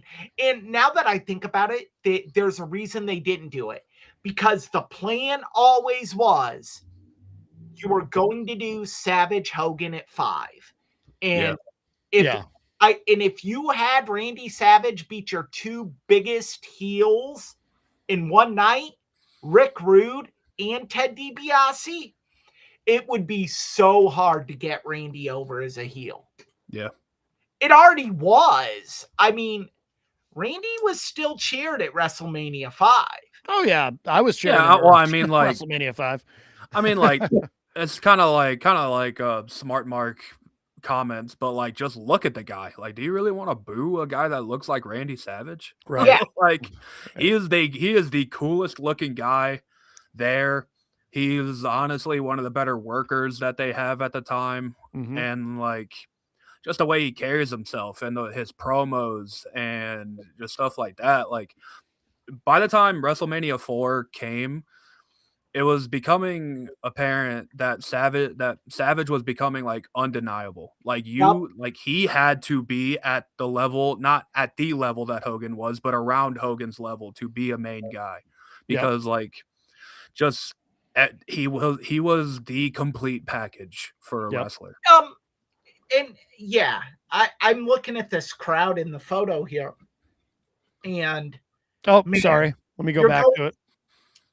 You're going from 90,000 to this. Yeah, 93,000 or whatever the actual number was to 18,000. It's like, And probably, I would say 20 to 30% of them just gamblers that were comp tickets. yeah, like they didn't like watch wrestling at all. Yeah, they're like, what is this? Why does Yeah. this guy have a woman on his tights? Yeah. What's going Why on? this dude carrying a snake? What's that about? Yeah. Like, I mean, they probably, similar to problem when they were in Atlantic City. I mean, I'm They sorry, not probably- Atlantic City, when they were in wait, which or was it what? WrestleMania 9? Was it 9? no, Nah. 9 was at Caesar's Palace. in Oh, Las that's what I'm thinking of. Yeah. Yeah. Yeah, same 9, problem though. 9 they were comped even more. Yeah. Yeah. I mean, basically they were in the Caesar's Palace parking lot. Right. That's what I was trying to remember. Yeah, That whole arena was built. Yeah, I know. It's really cool though. Really, It is. the aesthetic of WrestleMania 9 is awesome. I Yeah. like it a lot. Too bad the matches did not. Yeah, too bad the show's awful, but Yeah. Who? Brett tried. Hogan must pose. Yeah, worst ending. Yeah. Oh, God. Yeah. Oh, that was bad. But I mean, overall, I mean, the championship matches, the Intercontinental Champion, could you have any two worse individuals in the Intercontinental title match? Yeah, that I remember watching this match. Who Cage is match. a fan? Who is a fan of the Honky Tonk Man at this stage? There shouldn't be a single pro wrestling fan that's like, man, I gotta watch a Honky Tonk Man match. This is during his like record-breaking run, right? Yeah. Oh yeah, no yeah. cares. Screw Honky Tonk Man. Well, thank God that record is Gunther's now. Eat, sleep, fire Honky Tonk Man, repeat. Yeah. Yeah. So Cage Match is telling me that this match goes 6 minutes and 30 seconds. You could have told me this match went like 15 and I'd have believed you, because just how much it drags so so bad. bad. And again, you follow up last year's Mania, Steamboat Savage for the Intercontinental title. That's like getting steak. That's like getting the most succulent piece of steak you could ever get. And then they bring out the dessert and they're like, here's some Oreos. Yeah. It's like you go from And a they're match not even Oreo cookies. They're not even Oreo. They're the Aldi brand like great value. Oreos. Yeah. Yeah, they're great value sandwich cookies. Cookie sandwiches or whatever they're called. Yeah. It's like you go from a match that like pretty much idolized this Intercontinental title and like made it like the title you want, to a year later we're looking at two friends of Hulk Hogan going after this title. Yeah. And it's like, wow, like how far away from the plot have we really gotten to? You know, there is one great thing about this match. Jimmy Hart selling, getting his hair cut. Yeah. Oh, yeah. That was awesome. But I don't even think they chained two moves together in this match. No, At all. Just nothing but rest holds. And it's like, what are we doing? Yeah, it was bad. But, you know, and then I look at the tag team title match. That was a great match. That match is awesome. Like, that match is great, actually, I think. I agree. You know, and that was the first time that one of the greatest entrance themes debuted. Yeah, the demolition theme. The demolition theme debuted. And they're heels. And they get entrance music. Yep. And you know, that the ending of that match, even if you're a kid and you were watching that live, you had to be so mad at how that ended. Yeah. With the cane of Fuji. Yeah. And then that started, you know, regrettable decision making, turning Rick Martel into the model. You don't like the model Rick Martel? I liked it. I thought it was fun. What was his perfume called or whatever? Arrogance. Arrogance. Yeah. Yeah. With his atomizer. Yeah. I He would like liked spray it into the eyes. because he was so into it. You know, And it he was really so committed. believable. He was all in on The it. bad decision I was going to go to El Matador. Oh yeah. Yeah. That was awful. I felt so badly for Tito Santana. Like just kind of killed Chico? Tito Santana's. Chico Santana? You felt bad for Chico Santana? That's what Jesse Ventura used to call him. Yeah. Oh, It kind of like could you imagine him doing that now? No. Oh, Chico Santana and Bobby Heenan is even worse. Oh yeah, he would call the flying forearm. What do you call it? The flying burrito or something? Yeah. Oh yeah. Yeah. Like Yeah. El Matador, it like kind of killed the last like good run Tito Santana could have went on. But, Really like, good. Oh, Well, my because goodness. Tito could still go. It was wasn't around like that- he was. I think it was honestly, I'm trying to recollect like decades of pro wrestling history in my head. So give me a second. Well- I think it was Rick Martel that wanted it Yeah. to dissolve. But the I think I've heard problem is that they didn't do the dissolution of Strike Force until next year at WrestleMania 5, and there was no build up to it. Right. No. Right. They weren't together for a while, and then they did this fun run thing, and you have Rick Martel in the vignette saying Strike Forces United, we are going, in his French Canadian accent, and Yeah. Tito Santana goes arriba, and then Rick Martel turns on him. There was no Yeah. build, Yeah. and True. so you're like, okay. Yeah. Like, Yeah, I think I think they learned from their mistake with Strike Force when they dissolved the Rockers. Yeah. Because there was that build and then Right. boom. Right. If they just would have done that with Strike Force, it would have meant so much more. Because Strike Force was amazing. I mean, Yeah. Rick Martel was in a great tag team before that, the Can-Am Connection. Yeah, with with Tom Tom Zink. Yep. All right. Take your word for it. I didn't actually. Well, yeah, it didn't last that long. No, it didn't, but they Zink were. quit, and yeah. Well, yeah, Zank quit and went to WCW and hated Rick Martel for the next 20 years. Yep. Oh. Because his thing was he was going to ask for more money. Rick was going to ask for more money, and can't tell them both no. But Rick, out of allegiance to Pat Patterson, didn't do it. So Tom Zink went into the meeting alone, and Vince is like, well, pal, I can put Martel with anyone. Yeah. Bye.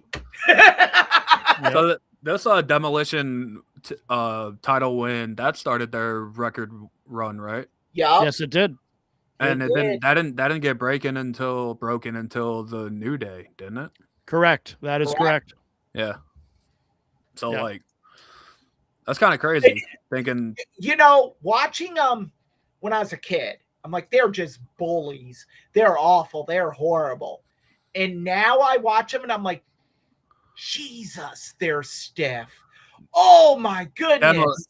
yeah, like I didn't watch Demolition as a kid, obviously, but going back and watching their stuff, like Demolition rocks. Like they are awesome. Like, you Yeah. watch them and all them Minnesota guys, Yeah. Rude, Yep. Henning, perfect. they work that snug. Hawk is from Minnesota, isn't he? Yup. Or he's in that. Hawk and both of them? Animal. Okay. Yup. Both of them were. They were all trained by Eddie Sharkey. Yeah. Who also trained Austin Aries. And Eddie believed in a very snug style. They also all worked at the same strip club. Yeah. That's what I knew. It was like they all like knew each other from that. And They were then- bouncers at a club, Mama D's, something like that in Minnesota, toughest club in Minnesota. Yeah. And you walked up, it was Roadhouse. Yeah. essentially. And these wrestlers were all bouncers. Could you imagine going out for a good time and the bouncers you see are Axe The Road Warrior. in the Road Warriors? I'd leave. I would turn right around. I'm done. Yeah, there's nothing in that bar that could get me to go in there. First time someone said you want to go, I'm running for the bathroom. Yeah, I'm good. I'm like, I ain't even staying here for it. They'll throw me out. Like they would have all of them have told stories about how they would have competition, see how far they could throw people every night. Yeah. But yeah, this was a great match. And I think, probably, I said best match of the tournament. To me, this was the best match on the card. I would personally, my favorite match on the card is Savage and DiBiase, but I do like this match a lot. I do like this match. My issue with Savage and DiBiase is I have an unpopular opinion. Uh-oh. Wrong guy won. Oh, you know what? Wrong guy won. I want to agree with you, but I'm such a Macho Man fan. I love Macho Man, but if you wanted to really like get Savage over as a face, he goes through all these obstacles and he's taking on Ted DiBiase and he gets screwed over. Yeah, but like you said though, Mania 4 and Savage winning, like it's all a setup to right. You can still do Mania 5, like the Mega Powers and stuff. You have, you have DiBiase win, and maybe he keeps it for a month or two. You change it into Saturday night's main event, but I think if you do that. And you have Savage chase it a little bit longer. It would have Could you possibly carry it to that inaugural SummerSlam? Because 88's the first SummerSlam, right? Yep, you very easily could have. So you could have had the rematch there, and Savage and you could have even played up the jealousy between Hogan and Savage going into that match. You could have a situation where you once again bring in Jack Tunney and Jack Tunney makes an unpopular decision. Randy Savage is the number one contender given the controversy of WrestleMania 4. And Hogan comes out to help him during a match, but there's that confusion that you have, and you could play that up going into that match. And then you could cool it off a little bit when Savage wins, but then you build it back up going into WrestleMania. Yeah. I can see it. For the longest time now, I've felt that the wrong guy won. I think Ted DiBiase should have won. I think part of it too, though, is WWF at that time being very much a babyface territory. You've already got a heel as your Intercontinental Champion, and of course at that time they didn't have 15 different titles. Right, and keep in mind that WCW had a heel champion. Right, and it was the Mania kind of thing where you had to send the fans home happy. Yes, that was very much the rule. Because a heel didn't win the main event of Mania until Triple H. Correct. Like in 2000 or something. In that 4-way. Yep. Yeah. So do I think DiBiase deserved to run with the belt? Absolutely. I think he did. Yeah. But I think with what led up to Mania 5 and the Mega Powers and Savage thinking Hogan's jealous because he has everything that Hogan wants. It's a great story, but it's still a great story that could have been told if DiBiase wins. Right. Yeah.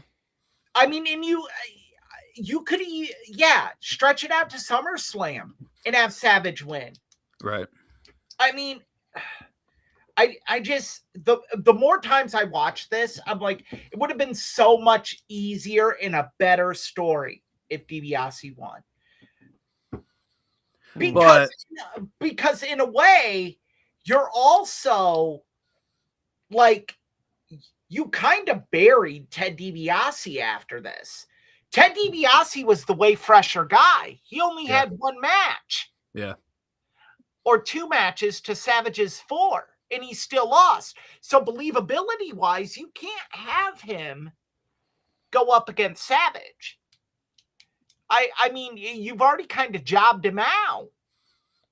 But it does kind of put Savage like over even more that he was able to Right. like do all But overcome everything he did. You're taking away a valuable heel. Right. Savage.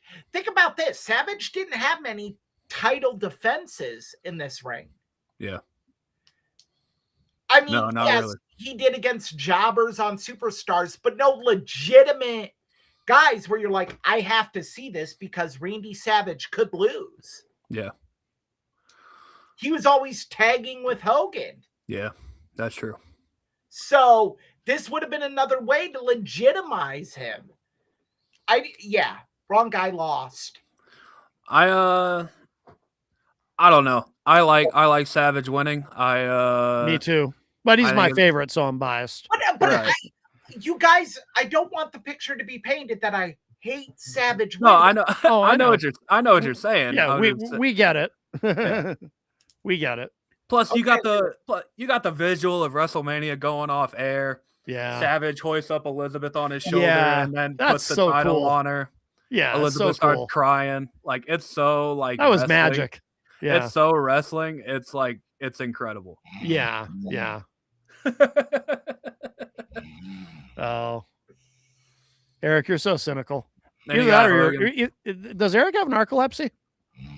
I think so. Are you guys done talking about magic and pretty sights and everything? Can we? I think so. That's for the what moment. wrestling is about, brother. No, Exactly. Learn That's how to not what work. it's about. Learn how to work. What? You know what?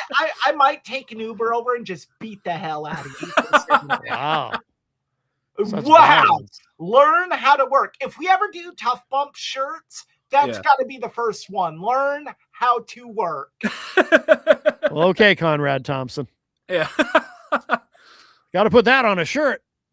I think it's perfect. No, Learn it is. how to work. It is actually. It is a good idea. We're coming up on 2 hours. Anything else to say about WrestleMania 4? I think this is a situation where the end justified the means. How they got there was messy. Yeah. It wasn't great, but man, that final match was great. And there were a lot of positives that came out of 4. Mhm. I think in what we've talked about tonight is Yeah. the positives, Bret Hart, Demolition. They really created the Ultimate Warrior's big mystique really started here when he broke Hercules's chains. Yep. So yeah, but I think like the problem with doing a tournament is you are jobbing out guys that are essential. Yeah. And some of these guys never recovered from getting jobbed out. Greg the Hammer Valentine ended up being in a crappy tag team with Honky Tonk Man. Rhythm and blues, With the badly dyed black hair. which I always thought was funny. I Yeah. just thought it was it was humorous. so bad. It's I mean, campy, but Yeah. Natural Butch Reed ended up in WCW. Yep. So One Man Gang became the African Dream Hakeem. Akeem, the Yeah. African Dream. Yeah, so I think that it did more damage than good. And that's a problem that I have is, when you do these tournaments, and I think this was the first of its kind. So you learn as you go. I think that this also led to the precipice of King of the Ring. Yeah. And I think it taught them that, what if we spaced this out? Think about this. What if they were to space this out over 2-3 months on various WWE programming? They certainly had the programming to do it. Right. They could have. Yeah. Yeah. I So think it would have worked. It would have worked better that way. it would have. Mhm. And so they learned, but I think careers were sacrificed, and that's something that's always kind of stuck with me about 4 is I love the idea, I love the story, just the execution was awful. That's kind of that's what I was getting ready to say. Like, I think it's a great idea. It's not that good of an execution, but with how it ended, I think it's a good ending. So, like, Yeah, I agree. it's a Yeah. good idea, bad execution, but good ending, I think. I think, and justified the means. I think that should be the tagline to WrestleMania 4, other than what the world is watching with creepy Andre the Giant.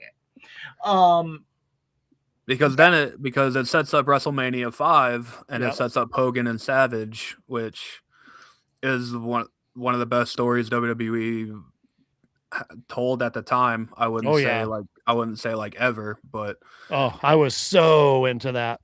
yeah. Absolutely. So into it. And it was All the match that people really wanted to see at the end of the day was Yes. Hogan and Savage. Yeah, absolutely. Well, so guys, what are we doing next week? Did we talk about it? Next week, we are stirring the pot. We are going to go back to 22 years ago, WrestleMania 20, where it all begins again. Yeah. Back in Madison Square Garden. Back in Madison Square Garden, we have a 3-on-2 handicap match. We have one of the greatest parting shots in WrestleMania history. And that will never be talked about again. Right. Until we talk about it next week, we will say the name that cannot be uttered. Okay. Many times, I'm going to guess. But yeah, we kind of have to. Yeah, WrestleMania 20. I think in our look back at WrestleManias definitely has to be talked about. Yeah, I agree. Yeah. I agree. So next week, WrestleMania 20. All right. Well, very good. Very good. Well, good episode, guys. Eric, we should remind people who might be joining us late, if they're joining us late on the live stream, about your not only pilcherspoint.com, but what else you have now? IrishTribune.com. I should have an article posted this week. I also have floated the idea, and it's gotten pretty good reviews, that I will be writing game recaps of the Notre Dame women in the NCAA tournament. So yes, you can find me on IrishTribune.com starting this week. www.pilcherspoint.com. You can find me on Instagram, TikTok, and X under Pilcher's Point. No punctuation, all one word. Austin, where can they find you? I am on Twitter or X or whatever you call it. Is what I talk about, stuff that comes to my mind, mostly wrestling. I will not much room left. I'll be more than likely live tweeting a little bit during Revolution tonight. So if you care, check it out. Very good. Very good. You can find me at mattconnerton.com. And of course, if you are a fan of Tough Bumps, please subscribe on your podcast platform of choice. Or if it's YouTube, please like and subscribe. And I want to know, we did not beg any of you to subscribe or email us or donate money while we were sitting taking a dump. Right. Not even our Australian fans. Not even our Australian fans in Perth. Perth. Perth. Perth, Australia. All right. Very good. Episode 36 of Tough Bumps in the books. And that's it for us for now. We'll talk to you all a little bit later. Bye, everybody. Bye.